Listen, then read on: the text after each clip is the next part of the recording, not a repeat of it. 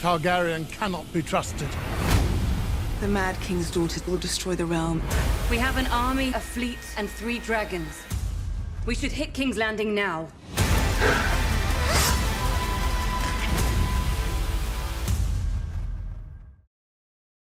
Hey everybody, time to break this down. I'll also address a couple of the bigger questions for my episode 1 video. And there's a new round of the giveaway for HBO Now. All you have to do to enter is be a subscriber, leave a comment on this video. So the first thing, Yohn Royce of the Vale is crapping on Daenerys. That means that they may have gotten the Raven from Samwell, telling them about the Dragonglass at Dragonstone. So immediately you know exactly how Jon Snow is going to react. We need to go get that. But most of the people in this room were old enough to remember Robert's Rebellion, so they're still thinking about the Mad King. The Mad King's daughter will destroy the realm. Cersei says it herself too. They're trying to set Daenerys and her dragons up as this conquering force that's going to wash over the realm and destroy everything. People like Yohn Royce, his concerns are valid. They have no reason to trust Daenerys, no matter what she's done in the East. All they know is that she's coming to take the Iron Throne, so it's going to take a leap of faith on their part in something to prove Daenerys' intentions. So we can lay some predictions about how that might happen. Like they have to prove to Daenerys the threat of the White Walkers so that she'll believe Jon Snow, and Daenerys is going to have to do something to make Jon Snow and his people believe in her. So we as the audience obviously know that Jon Snow is part Targaryen. So they very literally share DNA, but Jon Snow doesn't know that, Daenerys doesn't know that, and Bran isn't anywhere near Winterfell. And there are a lot of predictions that he is not going to reveal the entire truth to Jon this season. Like Game of Thrones is really good at providing visual cues, the dragons might like Jon Snow, they might behave differently around him, and that would be one way of implying that they're not so bad. But Tyrion really, I think, is going to be the person to help here, because he's spent a lot of time with Jon Snow at the Wall. He's turned against Queen Cersei, so just like Euron allied with Cersei, the enemy of my enemy is my friend, Jon Snow has one more reason to trust them, because they hate Cersei as much as he does. So without any revelation from Bran, Daenerys-Jon Snow alliance is just one of convenience. Like, we need all the help we can get. We need you and your Dragonglass right now. But then you have Cersei in the south trying to drum up more support by striking fear into the hearts of everyone who isn't already allied with the North or with the Targaryen restoration. She's going to come in and destroy everything. That's how you get people to turn against Daenerys. Just set her up as the Mad Queen, the Mad King's daughter, come again. Cersei is a master at fear-mongering and twisting people around her finger. That's why I like the Sansa line from the previous episode where she talks about how dangerous Cersei is, and Jon Snow's like, "You sound like you admire her." There's no sign of Jaime Highgarden. That might be pushed to episode 3, but really the exciting thing is Yara Greyjoy just jumping the gun. We have a fleet. We have 3 dragons. Let's strike King's Landing now. So there are a couple of things that are going on in this scene. One, you see Ellaria Sand. You know that Euron Greyjoy needs to bring a gift to Cersei, a priceless gift. So a lot of you book readers in the comments were asking about Euron's dragon horn from the books. I don't think the TV show is going to do the horn. I think the priceless gift will be Ellaria Sand. They'll battle at sea. Euron will crush Daenerys' fleet because it's a nice parallel for Robert's Rebellion and Daenerys' birth, which I'll explain in a second. I talked a little bit about it during my episode 1 video.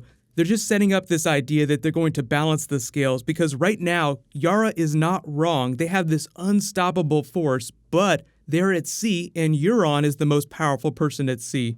During Robert's Rebellion, on the night of Daenerys' birth, there was this great storm raging above Dragonstone in Blackwater while the drama of her birth was unfolding. The Targaryen fleet was being smashed at sea, so it just sounds like they're going to parallel that. There's a lot of parallels for Robert's Rebellion, a lot of parallels for Aegon's conquest. That's what all those comments from Archmaester Marwyn in the Citadel were about, Jim Broadbent's character, where he said, people freaked out during Robert's Rebellion, they thought the world was ending. People freaked out during Aegon's conquest and thought the world was ending. People freaked out during the Long Night and thought that the world was going to end.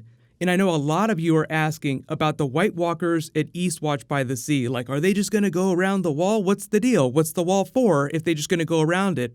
I think what's going to happen is that they can't go around it, but because of Bran's mark, that's going to leave a little bit of a crack. So if you did have a really big army, the easiest way to move it around the wall would literally be to go around the wall. But I think what's been preventing them from doing that before has been the enchantment. Something about the way the Night King marked Bran has weakened that, but it's going to take a little bit more. So that's where the big battle is going to take place. So just be aware in these early episodes that they set up ideas and plot points like the cat's paws Valyrian dagger in Samwell's book. That's probably a page about making Valyrian steel and some of the things that are required. The next big thing, this was kind of spoilery, so I didn't want to put this in the thumbnail, but it's Nymeria. Arya runs into her on her way, what it looks like south, but there's snow on the ground. So something could happen early in the episode with those Lannister soldiers, or Ed Sheeran drops an info bomb that makes her think of her home, say, oh no, I don't need to go south, I need to go north. So she turns around and goes back north.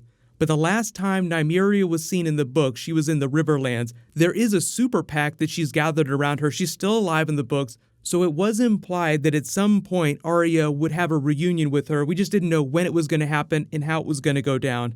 And just for reference, while she was in Braavos, all that time that she was studying to be a faceless person, she was still having wolf dreams. All of the Stark children who are still alive and whose dire wolves are still alive, which is now just Arya with Nymeria and Jon Snow with Ghost, have wolf dreams. And it's because they're wargs, like they have that in their DNA. But it could be Ed Sheeran's group, it could be Nymeria that causes Arya to think about her home and question her mission to cross Cersei's name off of her list. Something just reminds her of her home, and that's probably what turns her around. A lot of you are asking about who this woman stabbing in the trailer is. It looks like she's on one of the ships, so it's probably just from that big Greyjoy battle, but she does not look familiar. You see Yara kissing Ellaria Sand. I guess that's maybe to make you care about the character more before they have a big twist with Euron and Cersei. We're going to do all kinds of awful things to you. And I know you're all going crazy about this. Jon Snow throttling Littlefinger in the crypts. They're actually next to the statue of Lyanna Stark. So there could be any number of things that Littlefinger could say that would piss Jon Snow off, but it's probably just meant to undermine his leadership. There are a lot of people that are theorizing that Littlefinger knows Jon Snow's parentage, but I don't think that's the case. I think that Littlefinger suspects things. I think that he knows that Rhaegar was in love with Lyanna Stark, but he probably doesn't have absolute proof of Jon Snow's parentage. So we'll find out next week, but leave all your bonus video requests in the comments below. I'm still collecting questions for my first Q&A video for episode 1, so anything that I haven't mentioned or anything you think I've left out of the videos, I'll try to include in that. I'll name the latest giveaway winner when I post that. That'll be on Tuesday. And a lot of you have asked to send me stuff in the mail. I don't have a P.O. box right now, but I'll try to take care of that and I'll let everybody know. So if you do want to send me stuff, you'll be able to do that pretty soon. But while you wait for everything, click here for my episode 1 video, and you can click here for all my death predictions. Thank you so much for watching. Everybody stay awesome. I'll see you guys tonight.